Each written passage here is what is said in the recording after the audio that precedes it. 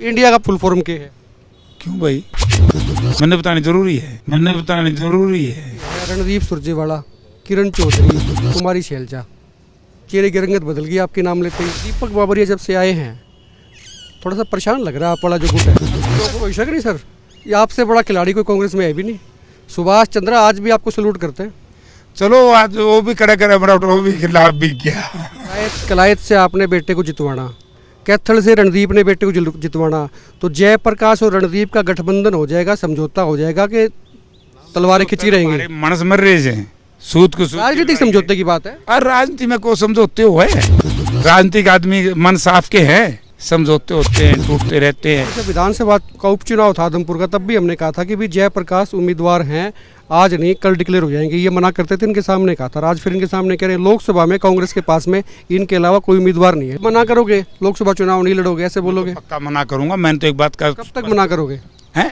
टक्कर तो ब्रजेंद्र सिंह से बजेगी फिर आपकी। मेरे ख्याल में के दिन तो टकरे को नहीं रहे। आपके पेरिस का क्या हाल है जहाँ से चुनाव लड़ा था आपने? अरे कमाल है। नमस्कार, एक मत पोस्ट में आपका स्वागत है। मैं हूं सर्वेश कुकरा। इस वक्त मेरे साथ पूर्व केंद्रीय मंत्री और कांग्रेस के वरिष्ठ नेता जयप्रकाश जेपी हैं।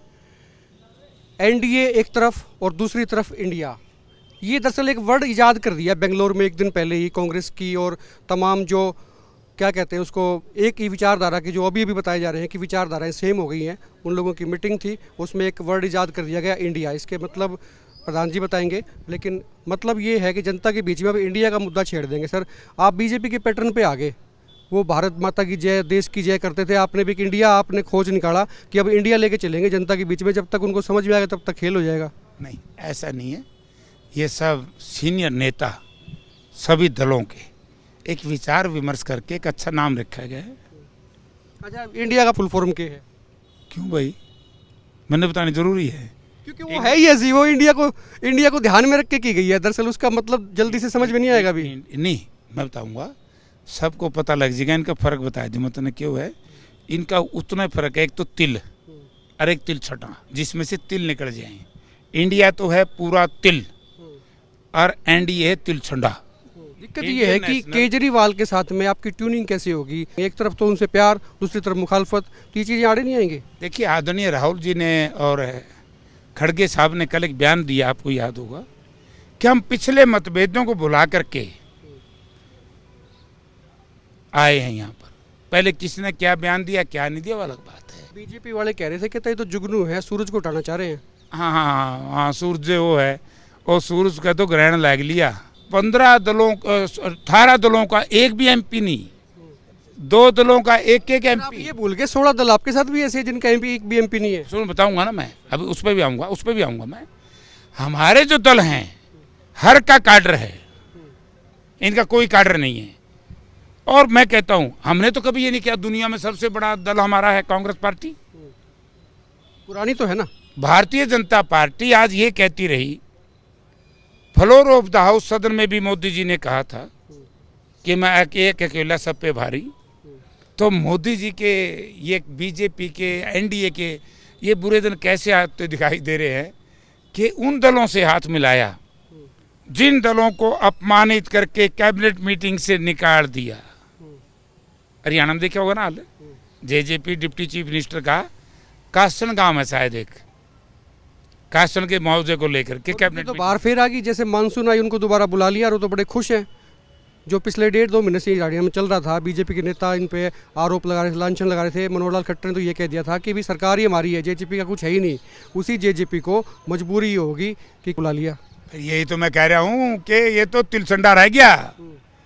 इस गठबंधन में चाहे जेजेपी हो चाहे बीजेपी, इनका पल्ले दांस नहीं। अच्छा, दूसरी बात ये है कि जब विधानसभा का उपचुनाव था आदमपुर का, तब भी हमने कहा था कि भी जयप्रकाश उम्मीदवार हैं, आज नहीं कल डिक्लेयर हो जाएंगे। ये मना करते थे, इनके सामने कहा था। आज फिर इनके सामने कह रहे हैं लोकसभा में कांग्रेस के पास में इनके अलावा कोई उम्मीदवार नहीं है। लेकिन लोकसभा में दिक्कत ये आएगी सर, अब जेजेपी बीजेपी का थोड़ा प्यार नया नया कल से हो गया। मैंने क्या बात कही थी? जेजेपी बीजेपी दोनों जनता के रिजेक्टेड निगलेक्टेड दल है। अच्छा, आप मना करोगे, लोकसभा चुनाव नहीं लड़ोगे, ऐसे बोलोगे? पक्का मना करूंगा। मैंने तो एक बात कहा। कब तक मना करोगे? हैं? कब तक मना करोगे? देखिए, वैसे तो कांग्रेस पार्टी की राष्ट्रीय पार्टी है। आपके अलावा कोई नाम बता दो मुझे हिसार लोकसभा नहीं, वैसे पूछ रहा हूँ मैं आपसे, बता दो। बहुत लोग हैं। दो बता दो, एक बता दो। बहुत लोग हैं। मैं क्यों किसी का नाम लूँ? मैं जो बाकी जो रहे मना मारेंगे, मैं क्यों किसी का नाम लूँ? कांग्रेस तो बहुत बड़ी लाइन है। कोई सीनियर बता दो, कोई जूनियर बता दो, एक भी नाम नहीं है आपके अलावा। मैं देखो, मेरा इतनी हैसियत नहीं है कि मैं किसी की टिकट। टक्कर तो ब्रजेंद्र सिंह से बजेगी फिर आपकी। मेरे ख्याल में दिन तो टकरे को नहीं रहे। इनसे किसी से टक्कर नहीं है कांग्रेस पार्टी की। आप देखिए, सरपंचों पर लाठी मरवाने की, लाठी चार्ज करवाने की जिम्मेवारी जो दोषी है, जितनी बीजेपी है उतनी जेजेपी है। ये दोनों बराबर के हिस्सेदार हैं। हाँ, करप्शन में थोड़ा फर्क है, क्योंकि जेजेपी के जो महकमे हैं उनमें भ्रष्टाचार के ज्यादा आरोप लगे, बीजेपी वाले में घाट लगे हैं। ये पता नहीं क्या कारण है, मुझे समझ में नहीं आया। ये तो एक टोल है। मैं फिर कदे वो कैसेट फेर को उनको ले मेरे मुंह तो आएगी, अली बाबा 40 आगे नहीं बोलता 40। अच्छा, 40 चोर नहीं कहना चाह रहे आप? मैंने दूसरी बात ये है, बाबा 40 आदमी, क्योंकि एक टोल जो था वो एक संगठित हो रहा है हमारे खिलाफ। अच्छा, आपके पेरिस का क्या हाल है जहाँ से चुनाव लड़ा था आपने? अरे कमाल है। आज मैं जाऊंगा 21 तारीख को। ये कासनिया डूडी साहब और ये जांगूर, ये सारे संजय और खड़े हैं हमारे साथी, गणेश है, इन्होंने मुझे बताया, बोला जी अब की बार आओ ना तो जुत्ती काट के आइयो। मैं क्यों भाई, सड़क पर तो जुत्ती काट के चलना चाहिए। बोला पेरिस में तो रबड़ की हैं और तो मखमल की हैं, आपने जुत्ती भी निकालनी पड़ेगी, आपने गाड़ी भी बाहर खड़ी करनी पड़ेगी, क्योंकि बीजेपी जेजेपी गठबंधन ने मखमल की सड़क बना दी है। और पीने का पहले पानी मंगा ले तो इतना बोतल लिया ये रही। वैसे मैं गया नहीं हूँ, लेकिन भव्य बिश्नोई यंग थे, बता रहे हैं कि बड़ी एनर्जी थी उनके अंदर और काम उन्होंने कराया होगा। कमाल कर दिया भैवे ने, तो ऐसा कमाल कर दिया किसी पे भी नहीं हुआ। वहाँ लोगों के चूल्हे नहीं चढ़े कई दिन, तो सीवरेज और वाटर सप्लाई का पानी मिल के लोगों के घरों में बदबू उठा दी। बड़ा गजब शहर आदमपुर बना दिया इन लोगों ने। अच्छा, एक दूसरी बात ये है, रणदीप सुरजेवाला, किरण चौधरी, कुमारी शैलजा, चेहरे की रंगत बदल गई आपके नाम लेते ही। इनसे कैसे निपटेंगे? इनसे क्या, हमारी पार्टी के लोग हैं, इनसे क्या निपटना है? हमारी पार्टी के ही अपना अपना काम कर रहे हैं, ठीक है। वो भी पार्टी में अकेले तो आपने घेर लिया था, वो 3 इकट्ठे हो गए। कौन है? हर 3 इकट्ठे, हमारी को लड़ाई थोड़ी लाठियां की, वो की तो नहीं है, पार्टी की तो भीतर घात तो ही रही है। कोई भीतर घात नहीं है। आज बता दो, कांग्रेस का प्रदर्शन था, बढ़िया प्रदर्शन रहा, दीपेंद्र सिंह हुड्डा आए थे, इन तीनों के ग्रुप में से कोई आया क्या? आया क्यों नहीं? कौन आया? यार ग्रुप को किसी का बंद रहे, सारे कांग्रेस के हैं, सब लोग थे। ये तो कांग्रेस के, पर इनसे एफिलिएशन जिनकी है वो कोई आया क्या? अब मैंने न्यू नहीं बेरा किस से एफिलिएशन है, न्यू मैंने बेरा है, लेकिन मुझे पता है हिसार जिला की टोटल कांग्रेस, यूथ कांग्रेस संगठित सब लोग आए थे। अच्छा, दीपक बाबरिया जब से आए हैं थोड़ा सा परेशान लग रहा है, आप वाला जो गुट है। क्यों मारे, क्यों गया? पहले जिस खुले धड़ल्ले कहते हैं हमारा ये मैनिफेस्टो, हम ये करा देंगे वो करा देंगे, उस पर एकदम से चेक लग गया। नो, वो बात चौधरी भूपेंद्र सिंह हुड्डा ने प्रेस कॉन्फ्रेंस में बड़ी क्लियर कर दी। जो 5 गारंटी उन्होंने कहा प्रेस के सामने कि उदय भान जी ने और मैंने और विधायक दल ने, कांग्रेस के सीनियर नेताओं ने विचार विमर्श करके लोगों के सामने पेश की है, लोगों के सामने रखी हैं। इनको मैं चुनाव घोषणा पत्र में, ये तो बात ठीक है, क्योंकि आज तो चुनाव घोषणा पत्र नहीं बन सकता, लेकिन आपने बयानी में नहीं सुना हुड्डा साहब का बयान? अरे अभी 20 तारीख को हिसार में सुन लेना। 1 लाख लोगों की सभा होगी, 1 लाख लोगों की। आज तक का सबसे विशाल तम विपक्ष आपके समक्ष होगा, और उसमें ये 5 गारंटी हुड्डा साहब देंगे लोगों को। अरे ये दे सकते हैं, ये कहाँ लिखा कि नहीं दे सकते? जो नेता होते हैं, पार्टी प्रेसिडेंट है, सीएलपी लीडर है, ये लोगों को बताएंगे, बता सकते हैं। ये ठीक है कि उनकी एक जिम्मेवारी है कि इस गारंटी को, ये क्या बोलो, घोषणा पत्र या संकल्प पत्र? तो बीजेपी वाले संकल्प क्या है, अगर आप तो घोषणा पत्र ही कह दो। चल मैं घोषणा पत्र कह दूँ तो घोषणा पत्र में डलवाएंगे, ये जिम्मेवारी है पीसीसी प्रेसिडेंट और सीएलपी लीडर की। जहाँ तक सवाल है घोषणा पत्र में तो बहुत चीजें आएंगी। आपके लोग कुछ कह रहे थे मेरे को, कहते यार वो दीपक बाबरिया को बदल देना, थोड़ा सिस्टम ठीक हो जाए। ना जमानी बदलते, दीपक बाबरिया बढ़िया आदमी है, न्यू का न्यू रहेगा, कोई फर्क नहीं है। ये तो कोई अजय तो नहीं बताऊँ, एक बार का उदाहरण, गजब बात कहूँगा। कई लोग क्या हैं, एमएलए बनने के लिए अपने क्षेत्र के लोगों को न्यू कहने के लिए चिंता ना करे कि मैं बनूंगा। एक बार क्या हुआ, सीधा नाम लेके बता दो। अब नाम लूंगा भी, जो नाम तो आने तो खल का ले रहे हो, कहीं और का ले रहे हो? सारा का ले दूंगा, जो मेरे पड़ोस में लड़े थे। चुनाव आएंगे 2000 के, मैं नया नया आया था कांग्रेस में। रणदीप सिंह लड़ रहे थे 2000 में नरवाना से, बयान दे दिया मैं चीफ मिनिस्टर बनूंगा। वीरेंद्र सिंह डूमरखा वाले लड़ रहे थे उचाना से, उनने बयान दे दिया भाई मैं मुख्यमंत्री बनूंगा। चौधरी वीरेंद्र सिंह नानूदाड़ा लड़ रहे थे नानू से, उनने कह दिया चीफ मिनिस्टर बनूंगा। हमारे साथी छत्रपाल लड़ रहे थे गिराए से, तो बीच में रह गया बरवाड़ा। सब ने कह दिया मैं बनूंगा। बात ठीक है, प्रतिस्पर्धा है, यह कोई बुरी बात नहीं। और न्यू कहना भी क्या बुरी बात से। तो मैंने बोले पत्रकार बोला तो क्या बनाएगा। मैं कहा भाई मेरा तो एमएलए का जुगाड़ है, नया नया कांग्रेस में आया हूँ, मैंने था मैं एमएलए बनाए दियो। लोगों ने मुझे तो एमएलए बनाए दिए, मुख्यमंत्री जी चेयरों राय दिए।